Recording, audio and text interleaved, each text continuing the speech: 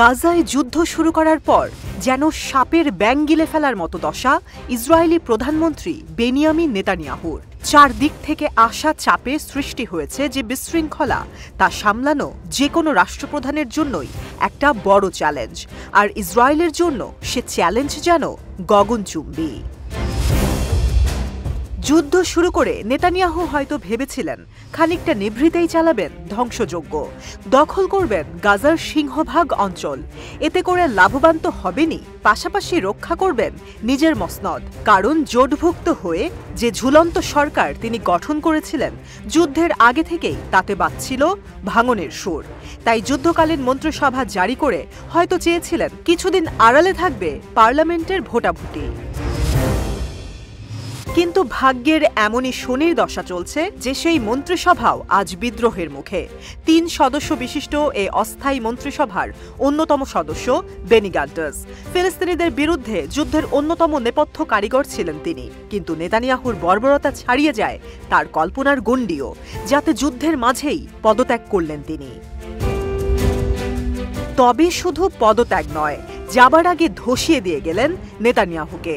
প্রথমত শুধু নিজে পদত্যাগ করেননি, বরং তার দল ন্যাশনাল ইউনিটি পার্টির সব সদস্যের সমর্থনও সাথে নিয়ে গেছেন গান্টজ।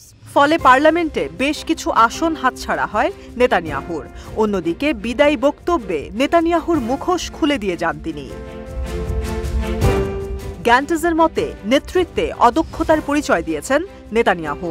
রোববার এক বক্তব্যে তিনি বলেন, প্রধানমন্ত্রীর কারণেই যুদ্ধে জয় পাবে না ইসরায়েল। সেই সাথে দ্রুত নির্বাচন দেওয়ার আহ্বানও জানান তিনি।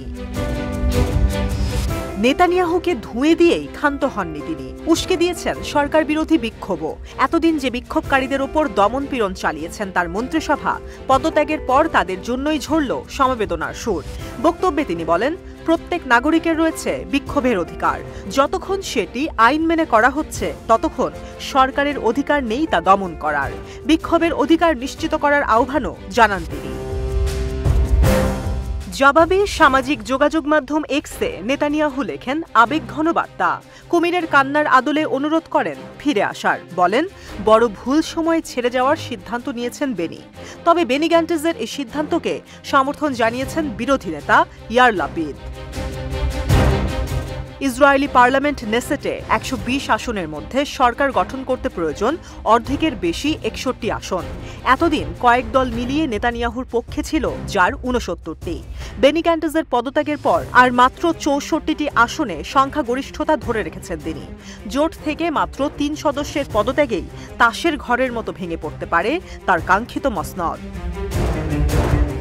এদিকে বেনি গান্টজের পদত্যাগের পর যুদ্ধকালীন মন্ত্রিসভায় যোগ দিতে তোড়জোড় শুরু করেছেন কট্টরপন্থী নেতা ইতামার বেন গাভির।